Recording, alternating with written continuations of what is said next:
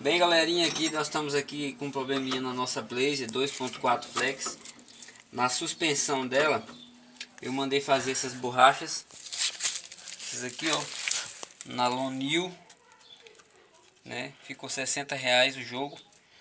Ficou muito boa, mas o barulho continuava me incomodando. E aí eu resolvi hoje tirar o step, aproveitar o horário de verão.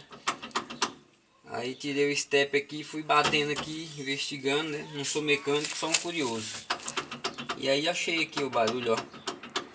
Dá uma olhada nessa aqui, ó. Essa não faz esse barulho, ó, né? Bem apertadinha, mas essa aqui, ó, esse amortecedor aqui faz. E essa folga não é na bucha, é no eixinho aqui da bucha que tem aqui, ó.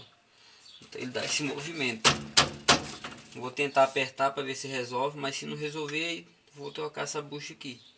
Então fica a dica para vocês aí. Às vezes a gente vai nos mecânicos, fica enrolando a gente com um problema tão simples. E às vezes também nas casas de suspensão. E aqui não, ó. A gente mesmo pode estar mandando resolver isso aqui. Tá ok? Obrigado e até a próxima.